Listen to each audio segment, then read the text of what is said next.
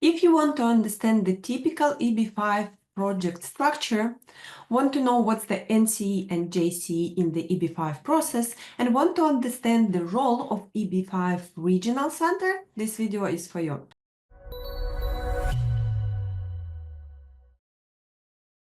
My name is Varvara. I'm third-party promoter working with the EB-5 program for more than 7 years. On this channel, we discuss EB-5, US Investment Immigration Program. The EB-5 program allows foreign investors to receive a US green card with investment of at least $800,000 US in the project in the US, which will create at least 10 jobs. Investors can invest in their own business, or they can invest in the project of the regional center. And while there is no any limitations or restrictions on which industry the project should be, and there is no one approved by USCIS project structure, majority of the regional center projects in real estate sector and follow similar structure, which we will review with you in a few minutes.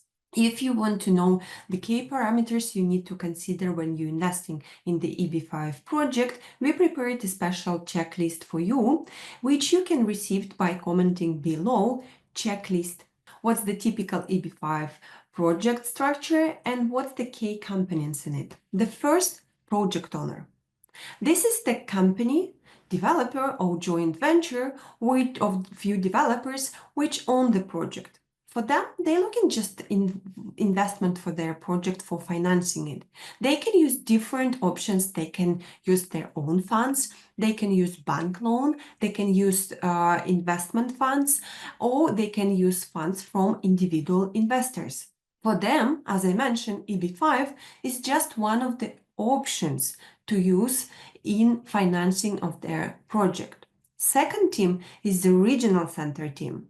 This team responsible for all compliance with the EB-5 legislation. They prepare necessary documents, they oversee the project status and collect required documentation for investors, and they represent the interests of EB-5 investors in communicating with the project owners. Their team can be affiliated with the project owner or they can be independent. If the regional center team is affiliated with developers or developer owns a regional center, this structure is called vertically integrated regional center. And last but not least, EB-5 investors who invest in the project, it's individuals who wants to receive their green card with their investment. So how these parties are connected and how actual money flow would look like in the typical EB-5 project. First, project owner and the regional center team agree on conditions how funds would be used, and they sign an agreement, preliminary agreement, or term sheet at the start of the process. Then regional center create all the required documentation and entities needed for the EB-5 compliance and promote the EB-5 project for investors in US and outside of the US. One of the legally required by the EB-5 legislation entity is created by regional center, and it's called NCE, New Commercial Enterprise. Investors, when they invest their funds, would transfer it to the NCE.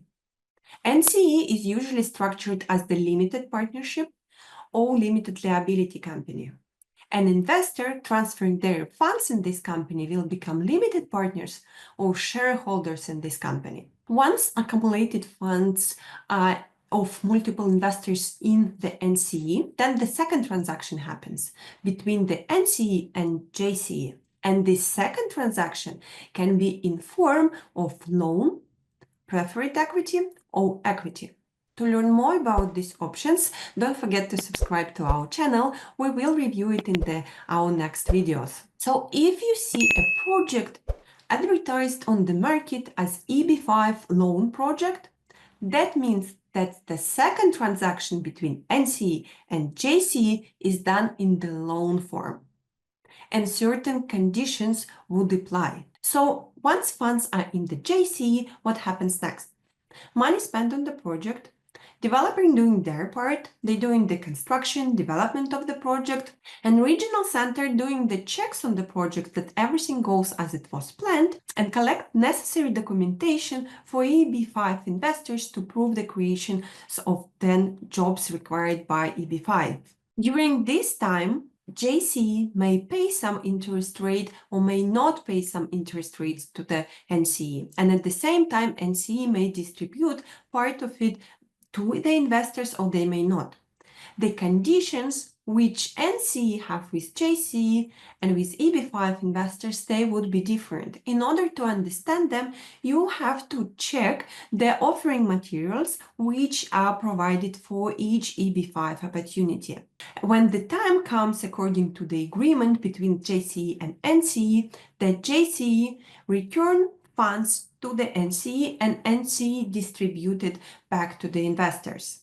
In order to minimize your risks of participating in the EB-5 program, it was to spend some time and choose the regional centers who do have experience of completing the EB-5 circle from the start till the end and who did have repaid projects in their portfolio. On our website, we collect the offers from regional centers with proven track records. This was it. This was a short overview of the EB-5 project structure. I hope it was useful and interesting. And if you want to learn more about Form I-956F and why investors should know its status when they invest, check our next video.